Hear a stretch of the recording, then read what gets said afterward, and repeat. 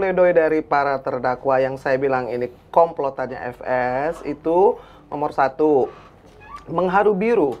Seolah-olah yang menderita adalah mereka, lupa bahwa ada satu nyawa yang sudah hilang.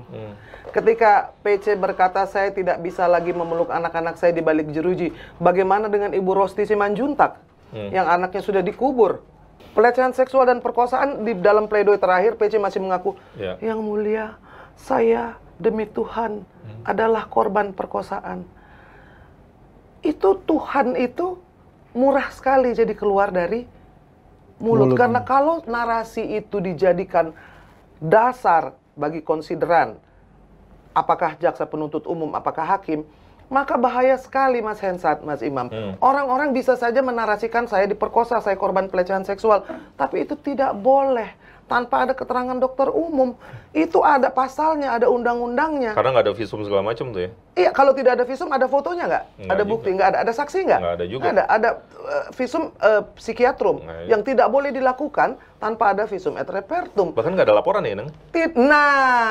Dan tidak pernah ada kasus perkosaan yang mau disidang oleh hakim tanpa ada visum.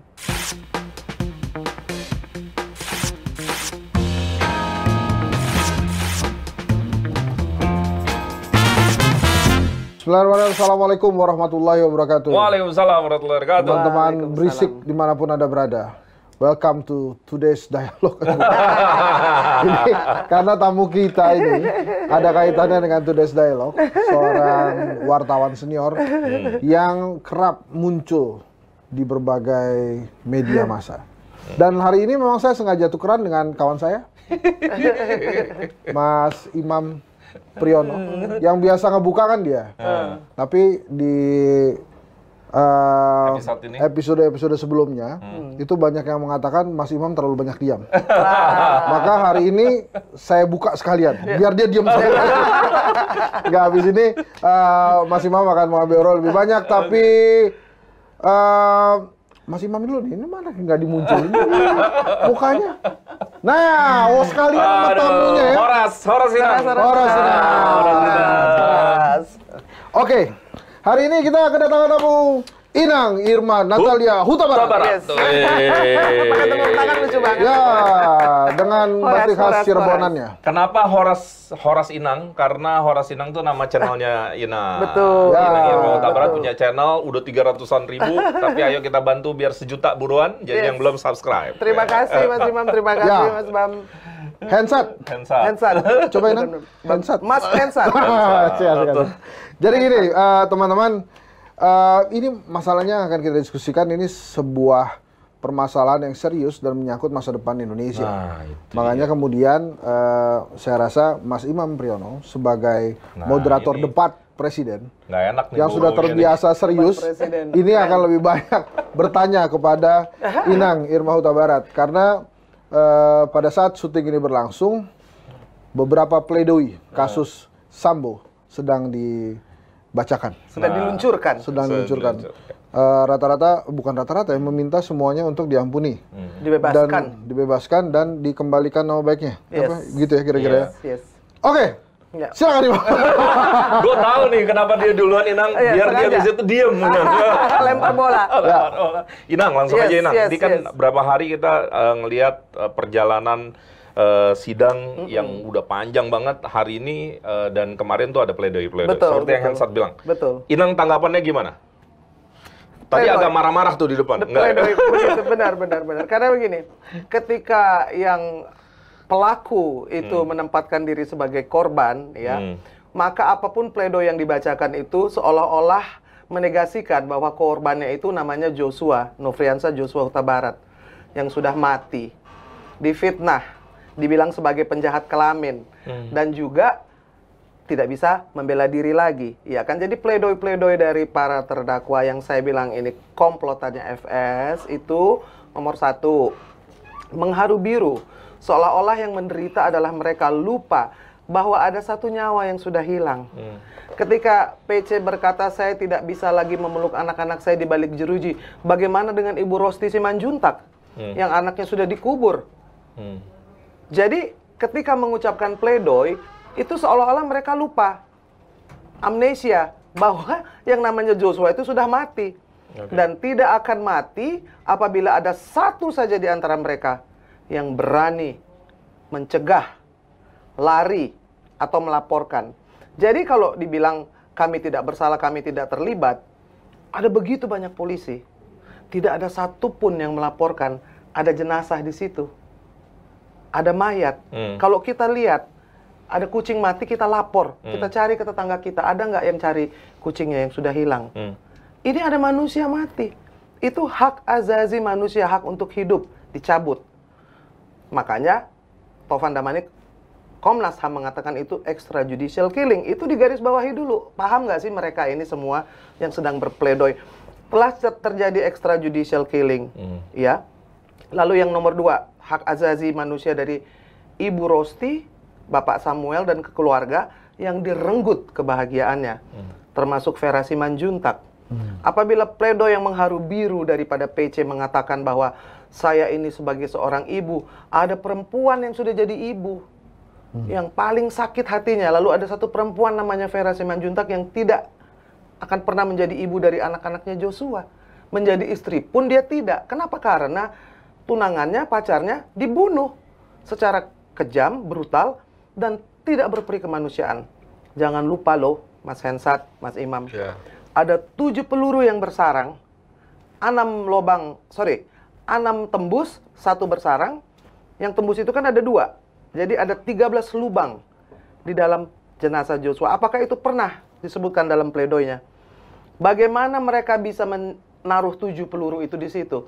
Ketika semua kesalahan itu ditimpakan kepada yang sudah mati, yang difitnah, yang dibilang sebagai penjahat kelamin, lalu juga ditimpakan kepada yang pangkatnya paling rendah, yang namanya Richard Eliezer Pudihang Lumiu, bahwa tidak pernah ada kata-kata perintah untuk tembak.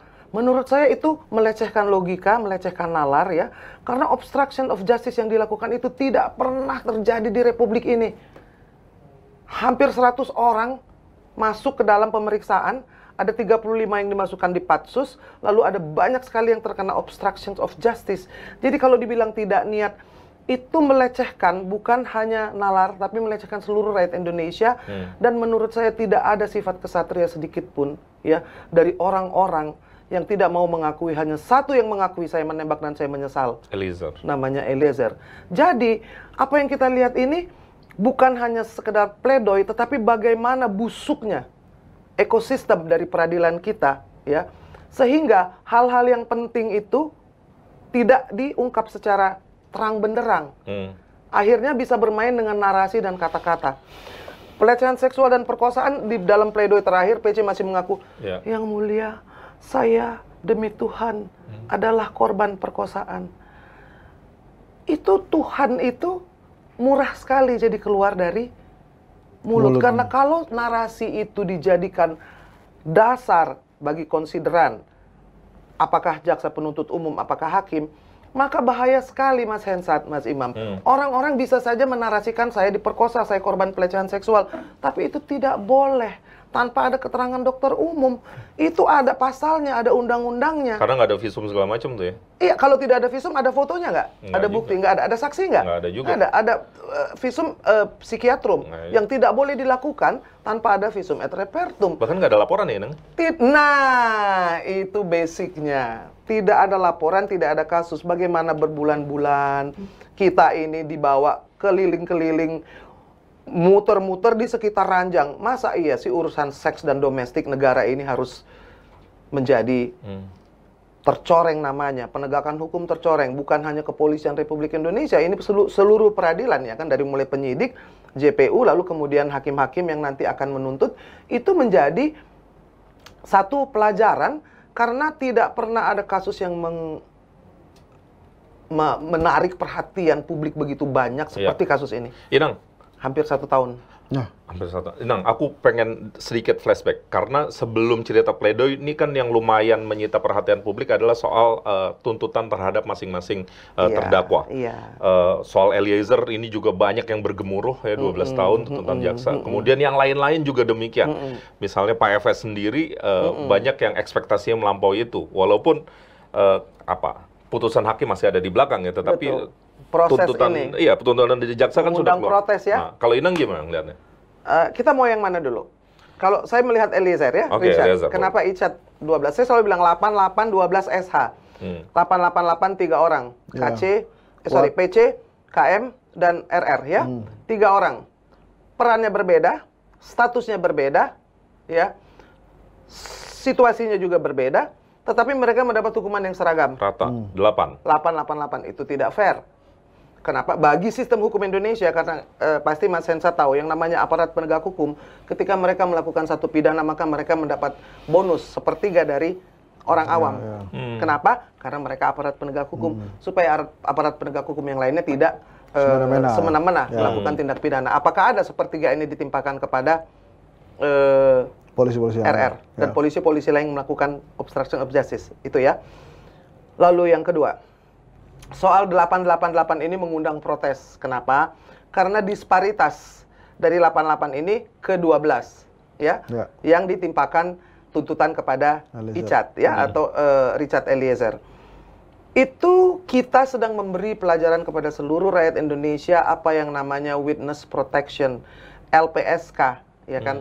Pada waktu saya mendirikan KPK tahun 2001, ikut memberikan undang-undang lalu juga rancangan bagaimana itu dari tahun 2001 dan 2002 ya, 2002 mulai di 2003, berarti 20 tahun yang lalu mulai dihembuskan bahwa kita perlu yang namanya LPSK. Waktu itu untuk organized crime. Kenapa? Karena yang namanya whistleblower itu penting sekali dalam mengungkap satu kejahatan.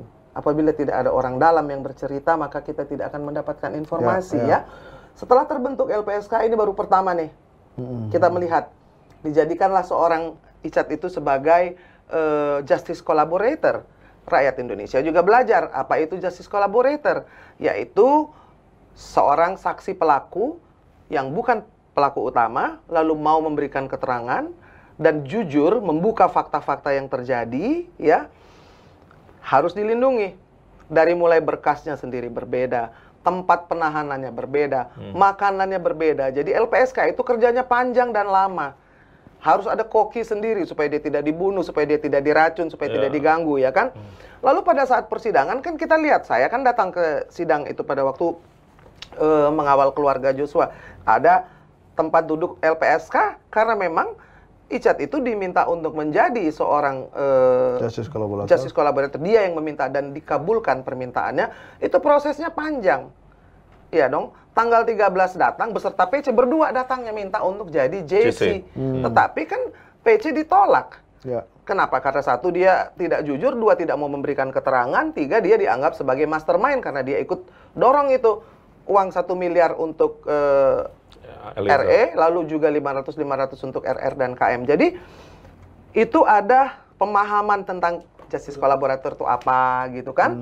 Icat ini sebagai seorang JC yang kemudian ketika JPU mengajukan tuntutan 12 tahun itu melanggar undang-undang. Ruang sidang bergemuruh tuh. Melanggar undang-undang juga itu Mas Imam. Karena ada undang-undangnya bahwa seorang JC itu akan mendapat penghargaan. Apakah penghargaan itu berupa keringanan hukuman? Selain dari perlindungan tadi, proteksi, dia juga tidak boleh terancam dan tidak boleh diancam lagi setelah dia diangkat menjadi JC. Nah, pelajaran penting ini tidak bisa diabaikan begitu saja. Oleh Jampidum lalu oleh seluruh aparat penegak hukum yang sedang memperkenalkan satu lembaga baru yang juga berfungsi dalam penegakan hukum. Kalau di awal-awal kemudian terjadi presiden seperti ini, orang masih mau nggak jadi justice collaborator kira-kira Mas Hensan? Agak meragukan ya. Karena itu bukan hanya dia tidak memberikan penghargaan berupa keringanan, tapi malah dibalik sama dia. Ditambahkan, lalu Icat diberikan predikat sebagai seorang pelaku utama. Dari mana? Dia itu pangkatnya paling rendah, Baradae. Saya bicara dengan Soleman Ponto, yang namanya Barada itu tidak punya bawahan. Dia tidak pernah berpikir. Dia hanya melaksanakan perintah saja, tidak pernah dia memberikan perintah. Jadi aneh kalau sekarang dibalik seorang Jenderal Bintang 2 berkata bahwa saya tidak pernah berniat membunuh, tidak pernah menyuruh menembak, hanya menyuruh menghajar. Lalu ini yang paling rendah ini dikorbankan. Jadi ada dua nih korbannya. Satu Joshua. Satu Richard Eliezer. Richard Eliezer. Kita ini kan selalu terbiasa kalau lihat peristiwa, wah Kejaksaan Agung yang dimasukin penjara 5 orang tukang bangunan. Seolah-olah gara-gara puntung rokok waktu itu. Tidak bisa masuk ke ruang jaksa kalau tidak diperiksa dengan sangat ketat. Dan ada persyaratan di situ. Jangankan ke rumah Mas Hensat aja nggak ada tukang berani bawa rokok. Pasti Berani di luar dia, pasti di luar. Ke sini aja deh, ke ini. Studio RR. Masuk ke dalam, ada nggak yang berani? Bawa rokok? Nggak ada. Apalagi kejaksaan. Sakral. Gedung yang paling harus dihormati di negeri ini, negara ini. Tapi siapa yang kemudian menyidik dan mengorbankan 5 orang tukang bangunan, tukang cat? Namanya FS. Jadi, pola seperti ini janganlah diulang-ulang terus. Karena bangsa Indonesia ini kan bukan kera. Berhentilah menganggap bangsa Indonesia ini seperti kera. Oh, itu 5 orang itu yang periksa FS? Oh iya, Dir Bares Krim. Ya. Mum. Nah, Dir Bares Krim Mum. Jadi, dalam hal ini, ya kan juga akhirnya Kompolnas mengatakan bahwa memang ada hutang budi tersandera. Itu yang harus disikat. Itu yang harus dilibas. Kalau Anda berdua jujur, nggak akan ada yang bisa blackmail di dalam hidupmu. Iya dong? Iya dong. Ayo Mas Hensat, nggak boleh ngaduin saya. Kalau nggak nanti anaknya saya nggak lulusin sekolah. Ya terserah lu nggak lulusin. Lu gua aduin, lu bunuh orang. Benar nggak sih? Kita ini sebagai warga negara tahu, mau diajarkan bagaimana caranya menjadi warga negara yang baik. Sementara aparat penegak hukum tidak pernah melaporkan ada pembunuhan, ada jenazah, ada mayat. Nggak ada yang lapor satupun juga. Jadi kita mau ngomong apa, Mas Hensa? Saya mau nanya, bukan mau ngomong. Ini gini, Inang. Ini kan ada yang bilang bahwa FS ini kuat sekali. Kepolisian saat ini kuat sekali. Terus ada yang mengatakan ini alam yang bergerak ini. Sehingga ini terbongkar. Nah, Iya. Menurut Inang gimana tuh? Gini, saya tidak percaya ada orang jahat yang kuat. Orang jahat itu karena dia berbuat jahat, menipu, membohongi, mengambil nyawa, mengakibatkan penderitaan banyak orang, maka dia tidak akan pernah batinnya dan pikirannya tenang. Orang-orang jahat itu seolah-olah menjadi kuat karena orang-orang baik berdiam saja. Ketika orang-orang baik kemudian bersatu dan angkat bicara, orang jahat ini yang harusnya jeri, gentar, bukan orang yang benar, bukan orang yang baik. Selama ini kan dibalik. Jadi orang benar dan baik harus berisik ya? Harus. Nih, berisik. sesuai dengan judulnya, berita dan telisik. Dengarkan berita. Noise, create Yang noise. sebelah sana benar, yang sebelah sini baik. Sebelah sini benar, baik dan benar. Benar nggak, Mas? Karena cocok. begini, fear ya, di dalam masyarakat secara sosiologis, ketika fear itu diciptakan dan dipelihara, maka orang akan punya kepentingan untuk cari centeng, Ya. cari protektor, cari backingan, iya kan? Itu dipelihara. Kalau saya mau dagang dengan jujur, saya bayar pajak, lalu saya membantu orang-orang yang tidak mampu, melakukan pekerjaan bukan hanya cari untung, tapi juga sebagai sosial, mengikuti hati nurani. Apa perlu cari centeng? Apa perlu cari backing ya? Apa perlu cari backingan? Kecuali saya mau nipu pajak, saya mau pakai bahan-bahan yang palsu di dalam dagangan saya. Saya melakukan semua illegal business, dark business. Semua illegal business ini ada di bawah Satgasus yang menangani TPPU, narkotik, judi online, prostitusi online, human trafficking, sex trafficking yang tidak pernah dibahas. Tetapi kita ini lupa, selama persidangan ini selalu yang disebut sebagai Kadif Propam. Kadif Propam yang lebih penting lagi adalah sebagai Ketua Satuan Kerja yang namanya Satgasus Merah Putih. Karena yang itu mengelola itu semua illegal business, the dark business, all the dark business in this republic. Semua ada di situ. Dari mana kita tahu? Ada Ismail Bolong. Iya. Ada Teddy Minahasa. Ada Dijon yang dari Sumatera yang mengatakan telah bertahun-tahun ada dana koordinasi dari illegal mining yang jumlahnya triliunan yang diberikan kepada Kapolda sampai ke atas, sampai ke Dir Intelkam dan semua orang di Mabes. Disebutkan satu-satu jabatannya, disebutkan berapa dapatnya. Apakah itu ditindaklanjuti? Kan tidak. Jadi di balik ini ada layer-layer dari cerita yang kita harus seperti kupas bawang. Ini baru kulit arinya saja yang dikupas sudah bikin banyak air mata buaya bercucuran, lupa bahwa air mata yang sebenarnya itu adalah air mata Ibu Rosti. Iya. Ya. Tapi ini ngeri banget ya. Udah setahun baru ngupas kulit arinya. Ngeri nggak? Ngeri. Mas Imam. Tapi kan sudah jadi rahasia umum dong, Mas. Kita ini mau naif bagaimana sih? Itu kan pasti bukan pertama kali terjadi. Ada penghilangan barang bukti, ada rekayasa. Sudah begitu banyak yang memberikan kesaksian. Bukan hanya kejaksaan, ada KM50, ada peristiwa Sarina, ada peristiwa pemilu yang tiba-tiba pesertanya mati semua dan tidak boleh diotopsi. Jadi kita ini akhirnya memiliki kolektif memori yang semuanya terluka batinnya. Iya kan? Jadi narasi kolektif kita inilah yang mesti dibuat jadi berisik. Oke.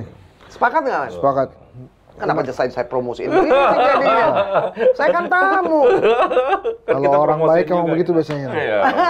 Secara tidak sengaja maupun sengaja membantu orang baik lainnya. Betul. Kalau orang baik bersatu, maka orang jahat itu akan berpikir 10 kali lipat. Saya bilang netizen ini hebat loh. Nggak boleh dianggap remeh. Dia tahu itu selirnya polisi di mana, lagi ngekos di mana, siapa namanya, mobilnya apa. Dia tahu siapa saja, berapa kali seminggu datang, dan hal-hal seperti itu yang netizen ada di mana-mana dan bisa memberikan informasi yang jauh lebih keren daripada intel negara. Sekarang sudah ada sosmed, makanya nggak bisa main-main sebetulnya.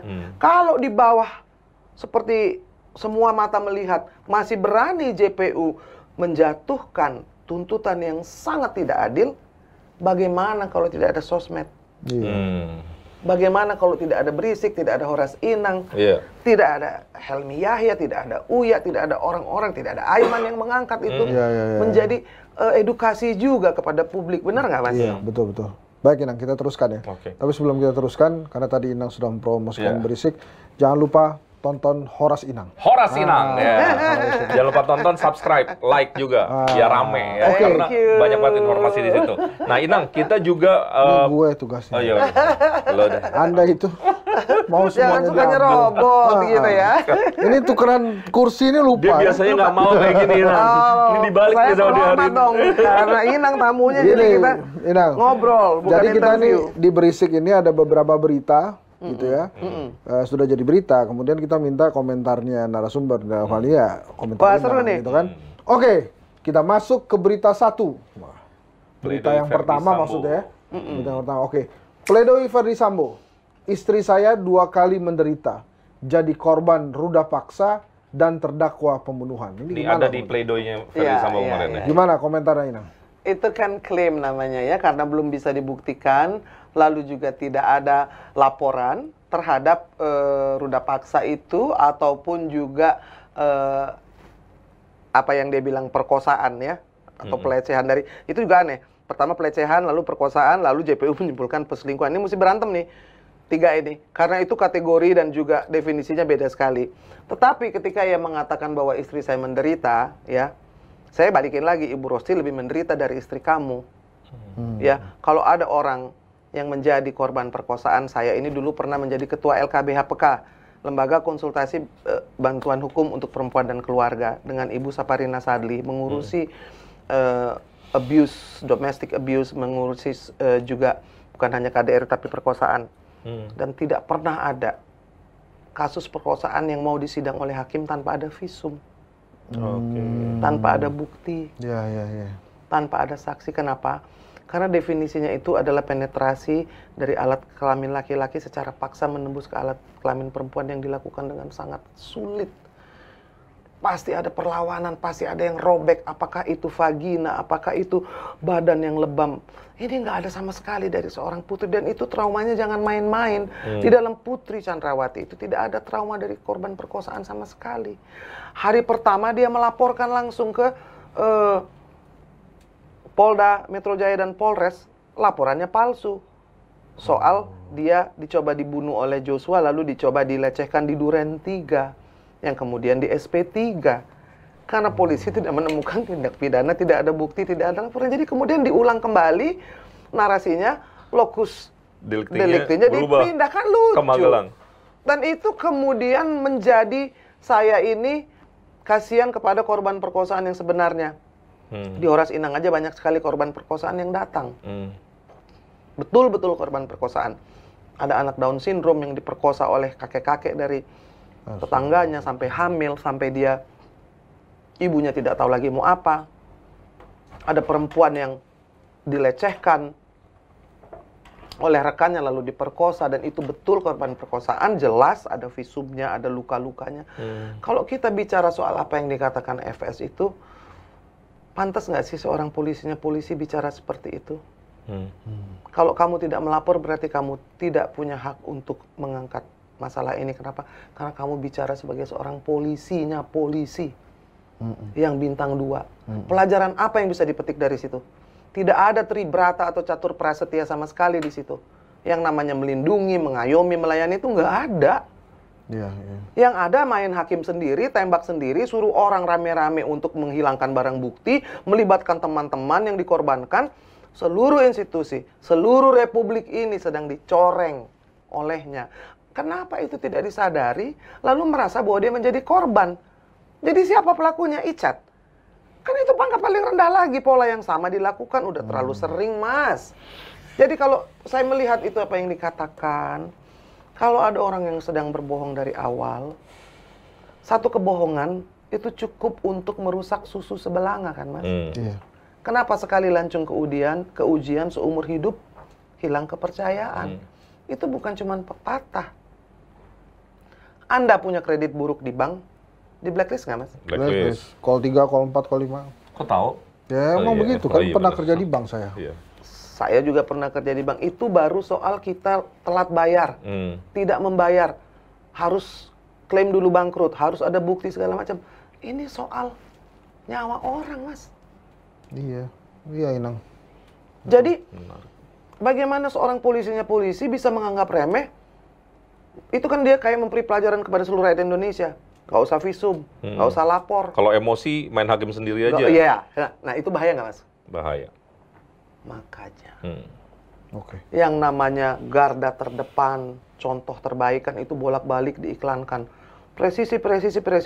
Kalau saya salah, maka 2 pangkat di atasnya bertanggung jawab. Kalau ada yang salah, bukan hanya ekornya, tapi kepalanya dipangkas dan 2 pangkat di atasnya harus tanggung jawab. Apakah sudah dilakukan? Iya, makanya sejak saat itu kan juga trust ke Polri dan Kapolri anjlok. Itu juga jadi anjlok dan tergerus ya. Jadi misalnya, ini agak OT sedikit bro, case bentrokan di Morowali itu ya.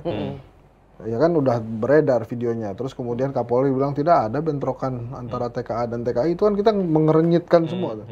Mungkin juga efek dari ini juga. Mengingkari ya? Iya, nah. Gede banget muka gue. Maaf. Sorry, berita kedua. Kita berita kedua. Ini seru nih, ini menarik nih. Sebut ada Brigjen di gerakan bawah tanah melobi vonis Ferdi Sambo. Mahfud MD, saya punya Maijen dan Letjen. Ini jangan kulit Ari yang terbuka lagi ya? Betul. Inang ngeliatnya gimana, Nang? Ya, gerakan bawah tanah. Orang kalau dapat hukuman kan pasti upaya ya. Ya kan? Cuman upayanya ini seperti apa? Apakah bentuk intimidasi? Apakah dorongan amplop? Itu kan upayanya kan bisa melanggar hukum juga. Kalau misalkan Mahfud MD tahu, berarti Mahfud sudah mengantisipasi. Ya kan? Sebaiknya nanti dibuka saja siapa Brigjen itu. Iya. Kenapa dia bergerilya? Kalau saya bilang, ini masyarakat melihat, kalau dari awal Jaksa Agung mengatakan akan menuntut dengan setinggi-tingginya, itu kan sekarang tidak terlihat. Hukuman maksimal tidak ada, baik dari kepada 4-4-nya, lalu hukuman yang harusnya paling ringan untuk Baradae itu tidak ada juga. Siapa yang bergerilya itu? Berarti kan outputnya. Mahfud bilang ada, sudah ada. Artinya sudah berjalan. Dan bukan indikasi lagi loh. Dan dia tahu tuh. Sudah terjadi.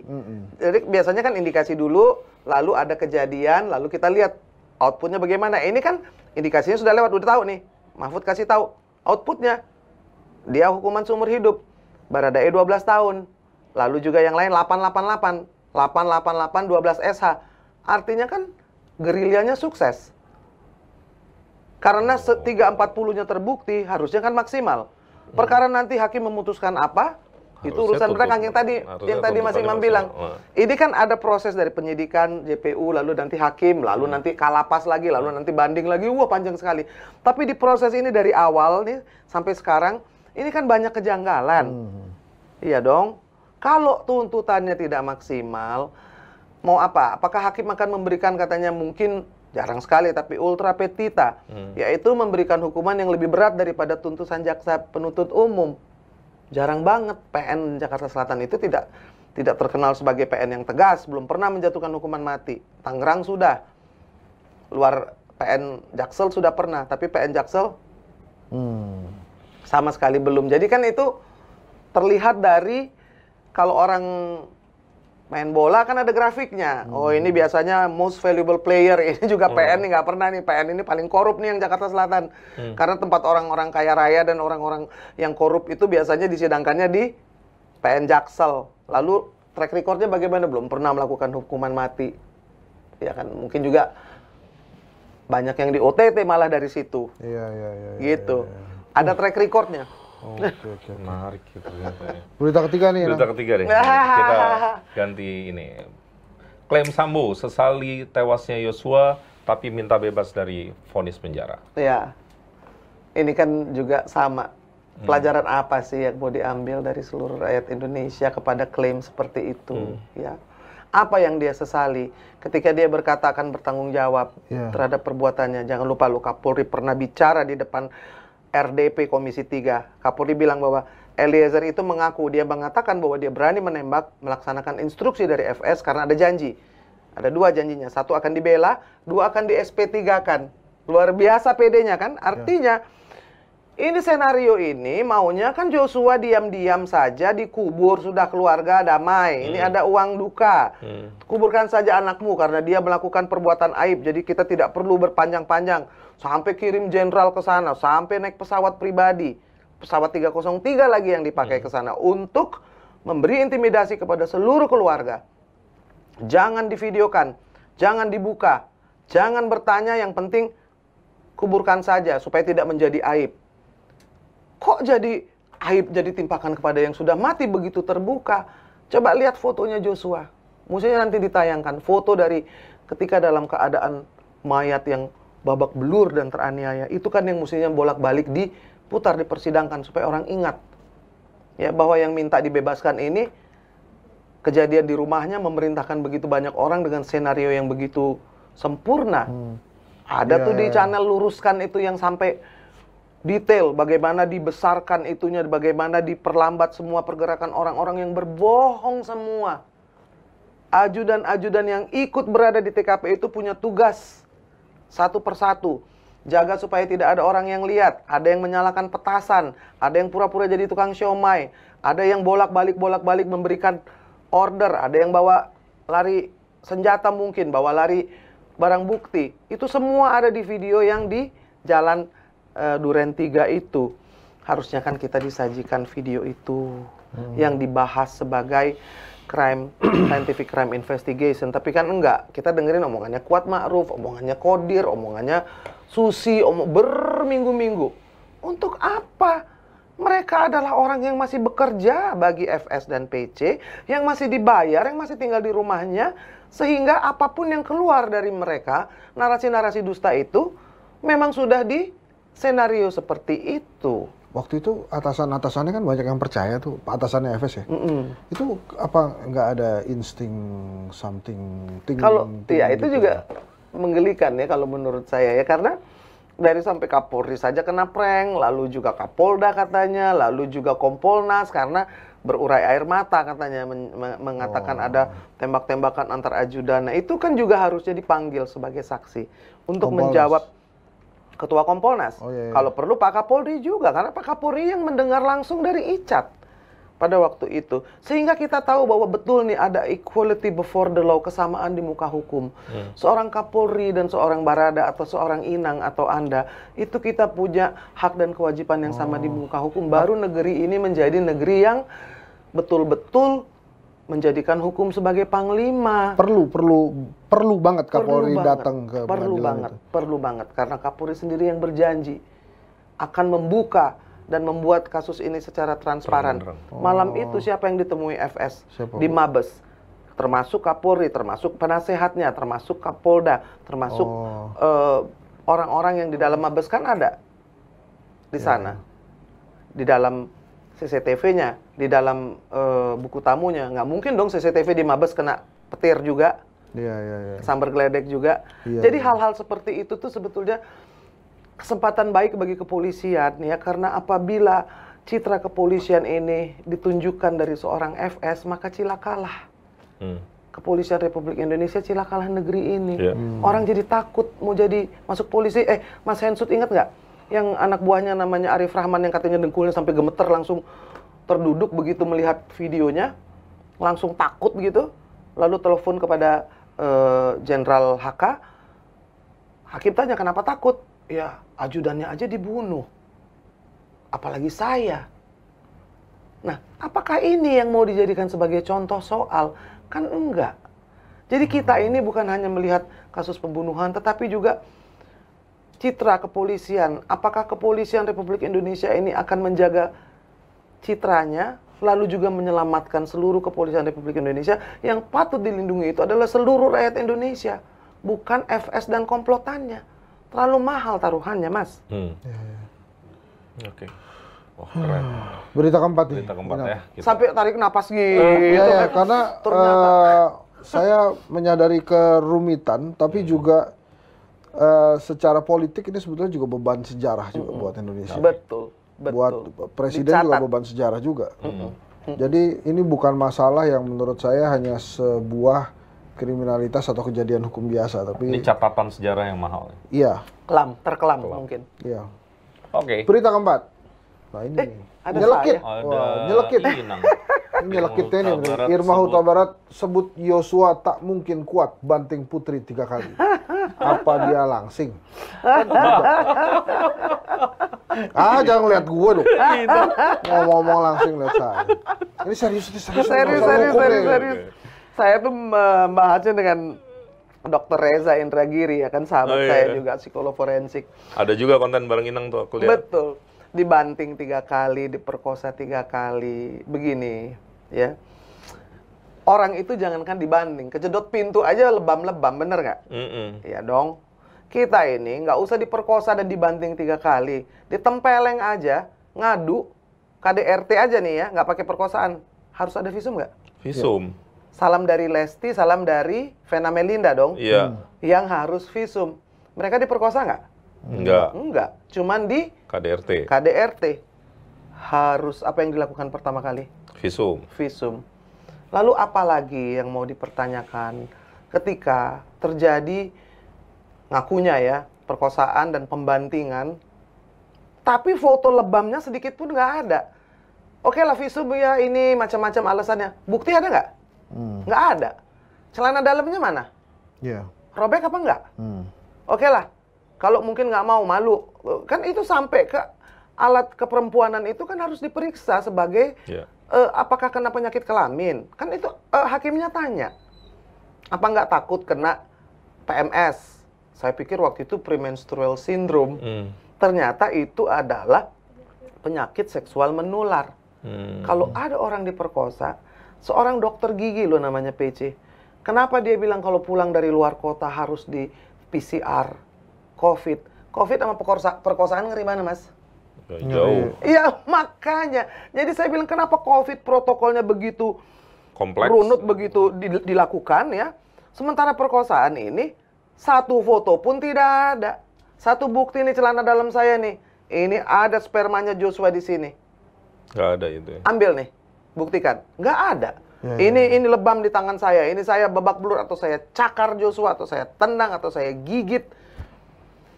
Jangankan visum itu adalah fitnah terhadap pembantingan.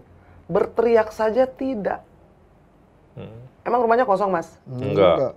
Emang rumahnya gede? Rame pasti itu. Satu rumahnya rame, 2 rumahnya kecil.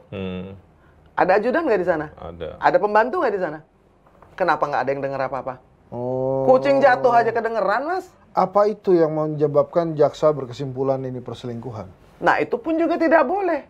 Kenapa? Karena kalau perselingkuhan itu nggak ada pasalnya dalam undang-undang. Emang bisa nuntut perselingkuhan? Nggak bisa, Mas. Kalau bisa dituntut, nanti anggota parlemen separuhnya kosong lagi masuk penjara. Kalau soal perselingkuhan. Loh, iya dong. Jadi kita ini kalau melihat sesuatu itu kan harus dilihat situasi dan kondisinya bagaimana. Perselingkuhan, Joshua, seorang yang punya cita-cita untuk jadi perwira, lagi sekolah dia, saya ikut ambil ijazahnya, mau menikah dengan Vera Simanjuntak, mau berselingkuh dengan nenek-nenek istri komandan. Ini jangan lihat gua dong, bro. Iya, Jawab dong. kan yang nanya. Lu kan Saya biasa yang nanya, gituin mau. gua tuh. Oh, iya, Ayo. Jawab lu. Mau emangnya. Kalau saya bilang dari mana jalannya, Mas? Nah, itu tadi parlemen contoh aja, contoh. Iya, ini Jadi, contoh. jangan bawa. Bukan bermaksud. Kan kita kan banyak cerita kan, ada anggota parlemen yang waktu itu apa Maria Eva apalah ada ceritanya, lalu anggota parlemen ini. Jadi menurut saya ini terjadi di semua institusi. Maksud saya kalau perselingkuhan itu dalam pasal tuntutan pidana itu kan yang namanya satu harus kekerasan seksual atau perzinahan yang dilaporkan oleh pasangan suami atau istri gitu. Jadi kalau mau tiba-tiba JPU menyimpulkan perselingkuhan, bahasa hukumnya saja tidak ada. Iya. Jadi kan di luar dari itu, artinya kan JPU menegasikan pertanyaan kita, bro, kita 4 bulan ini ngapain aja? Meriksa apa kita? Kalau jaksa menyimpulkan hanya dari poligraf, nggak usah didengerin itu semua kesaksian yang bikin orang pusing. Iya, langsung dari poligraf aja. Iya, karena apa? Menghabiskan waktu, menghabiskan energi, lalu juga tidak memberikan kepercayaan publik itu naik. Iya. Dampaknya ini bahaya sekali gitu loh, Mas. Karena apa? Ini kan sekarang mau dibikin transparan. Artinya kesempatan bagi kita semua untuk melihat seperti apa sih jaksa bekerja, seperti apa sih hakim dalam memutus, seperti apa sih polisi dalam menyidik, itu semua sekarang terlihat. Seharusnya ini jadi kesempatan baik. Kalau semua perform, semua kepercayaannya naik dari publik ya. Betul, kan ini jadi mengecewakan. Sekarang tuntutannya turunkan Jampidum, turunkan Jagung, emak-emak marah semua. Iya kan? Dan itu mau datang dari jauh-jauh loh. Iya. Ikut demo, ikut memprotes. Berisik mereka. Iya. Itu tanda yang positif. Sudah mulai berisik. Karena mereka mendengar berita, lalu mereka menelisik, dan mereka merasa ketidakadilan. Iya. Kalau Sambo bilang minta keadilan, kita bicara dari sisi korban yang sejatinya sudah meninggal dunia. Tidak punya uang, bukan orang yang punya kuasa, bukan orang yang bisa punya akses, nggak ada backing-backingannya. Itu keluarga Joshua Huta Barat. Saya ini juga sebagai seorang Huta Barat itu ada dalam adat Batak yang namanya makuling mudar, artinya darahnya bergetar. Jadi ketika ada satu Huta Barat yang dibunuh atau dianiaya, maka seluruh darah Huta Barat dan seluruh darah orang Batak di Republik ini maupun yang ada di luar Indonesia, di seluruh dunia, itu namanya makuling mudar, darahnya bergetar. Nah ini sekarang darah seluruh orang Indonesia ini sedang bergetar melihat ketidakadilan. Nah itu harus ditangkap sebagai momentum untuk perbaikan. Presiden kan yang mengepalai kepolisian, bosnya polisi kan Presiden Republik Indonesia. Harus dibuat reformasi, dibuat perbaikan sehingga bisa menjadi warisan bagi kekelaman yang sedang kita alami sekarang ini nih. Ada remedinya, Mas. Ada remedinya, lalu kita wariskan ke generasi yang akan datang. Dulu nih, tahun 2022 ada seorang jenderal, polisinya polisi, membunuh polisi di rumah polisi pakai seragam polisi, bikin malu polisi, sampai seluruh negeri ini bergetar darahnya. Apa yang dilakukan oleh presiden, apa yang dilakukan oleh DPR, apa yang dilakukan oleh komisi. Komisi itu artinya pengawasan. Ya. Apa yang sudah dilakukan oleh 3 serangkai aparat penegak hukum itu kan sedang dicatat dalam sejarah. Benar yang tadi dikatakan Mas Imam. Kita ini sedang mencatat sejarah. Orang-orang yang berpihak kepada kekuasaan, kepada power, kepada ketidakadilan, yang tidak peduli kepada penderitaan orang tuh kelihatan nih sekarang belang-belangnya.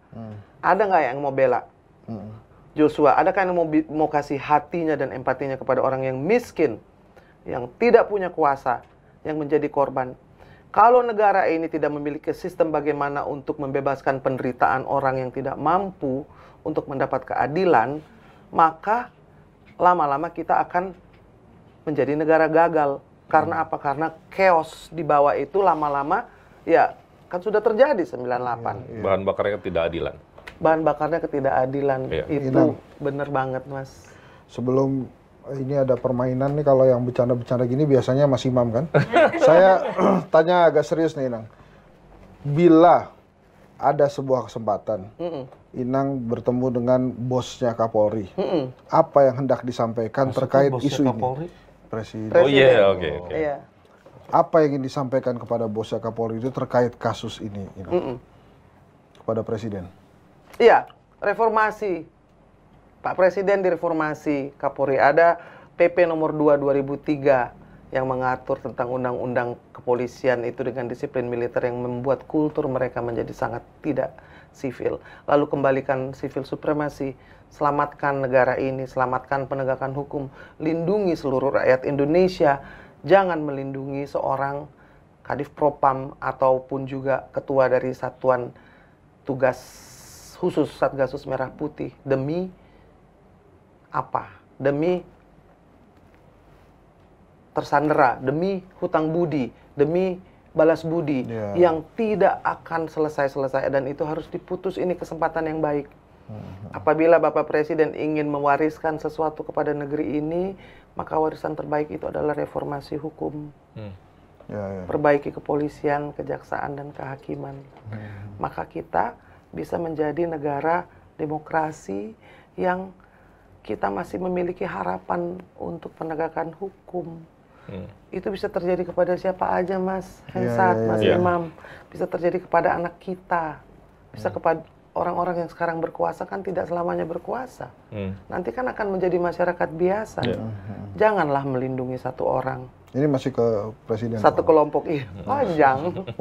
Lindungilah rakyat Indonesia, lindungilah kami semua yang katanya harus dicerdaskan, yang katanya harus diangkat harkat dan martabatnya ini negara tercinta ini, bukan orang-orang atau kelompok tertentu.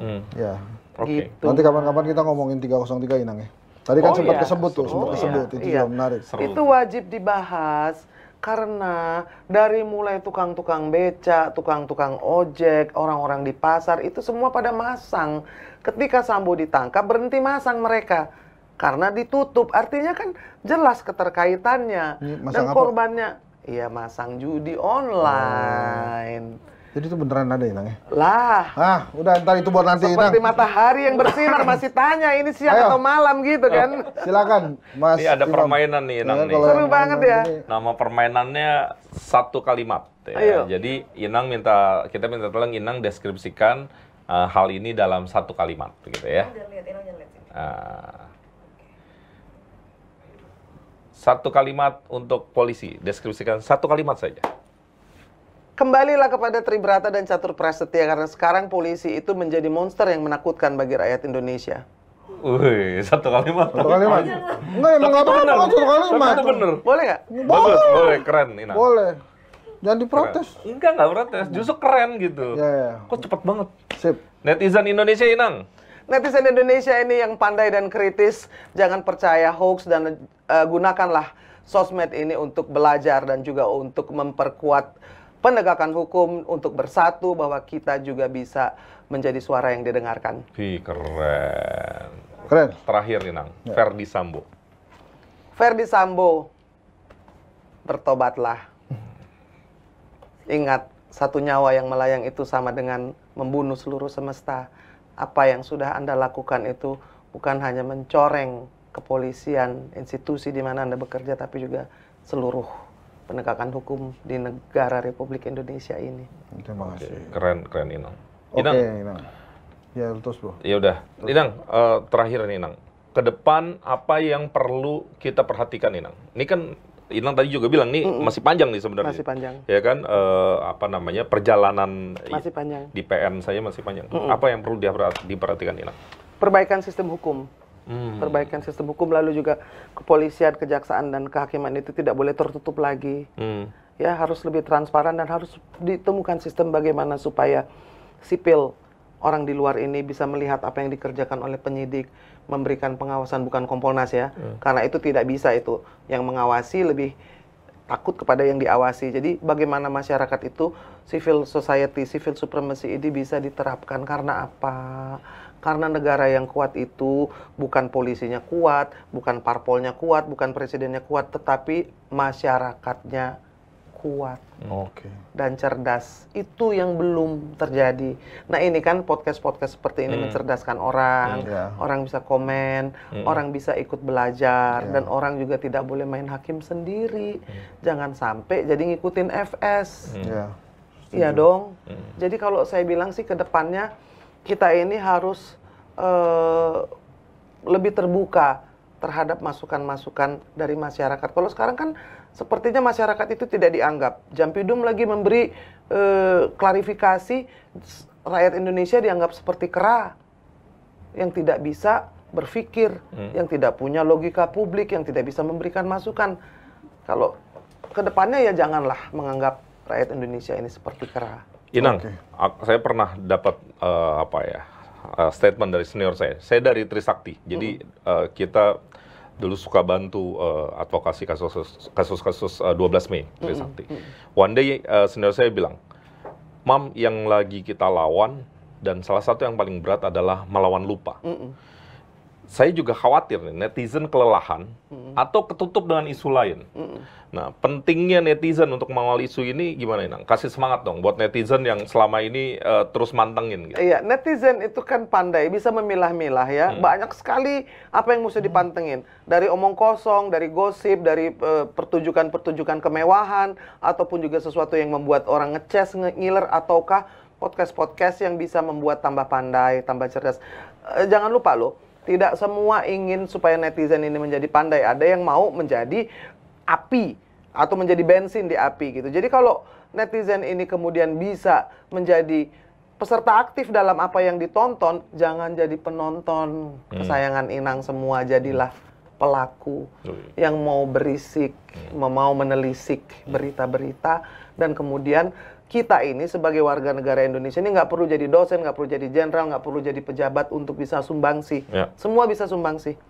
Semua informasi yang dimiliki itu selama itu berguna bagi bangsa dan negara itu harusnya dijadikan sebagai aset. Jadi saya bilang netizen-netizen ini lama-lama juga akan bisa memilah. Kenapa di Cina itu pintar banget orang-orangnya? Karena dipakai tuh, TikTok dipakai untuk edukasi, bukan dipakai untuk hanya joget-joget sekedar atau hiburan. Sekedar hiburan. Boleh, nggak ada yang salah. Inang juga suka joget, gitu. Inang juga suka nyanyi. Tapi maksudnya itu tambah ilmu nggak kita? Ya kan, kalau saya nonton orang joget juga kadang-kadang saya pengen belajar, saya pengen tahu supaya bisa menari seperti orang Kalimantan, seperti orang Dayak, seperti orang Bali. Itu penting karena menurut saya seni budaya itu juga penting gitu. Tapi yang bahaya itu adalah ketika kemudian disusupi oleh gaya hidup hedonism yang hedon. Orang ingin cepat kaya tanpa usaha. Orang jadi ingin main hakim sendiri karena melihat kok dia boleh main hakim, masa gua nggak boleh, bener nggak Mas? Panutan penting nggak di negeri ini? Menurut Mas Hansat? Penting sekali. Nah itu dia. Indonesia lagi. Oke. Semoga kita bisa jadi panutan. Amin. Maksudnya gitu, Mas. Amin. Terima kasih teman-teman semua. Itu tadi episode Berisik kita kali ini. Dari teorinya memang ada teori politik mengatakan bahwa sebuah negara bisa langgeng melaksanakan demokrasi bila tercapai 3 hal. Yang pertama adalah hukum yang tidak tebang pilih, kedua ekonomi yang merata, dan ketiga kedewasaan berpolitik. Yang tadi kita bicarakan adalah yang pertama, hukum yang tidak tebang pilih. Terima kasih Inang Irma Natalia Huta Barat. Terima kasih Mas Sukses terus, sehat-sehat selalu. Kita berisik terus, jangan lupa like, comment, subscribe, dan nonton channel Berisik terus, dan jangan lupa masuk juga, cari juga channelnya Horas Inang. Oke. Thank you. Sampai jumpa. Assalamualaikum warahmatullahi wabarakatuh. Terima kasih, sampai jumpa. Horas. Yes, thank you. Thank you, Inang. Terima kasih. Thank you. So kita kan ngobrol. Menyenangkan.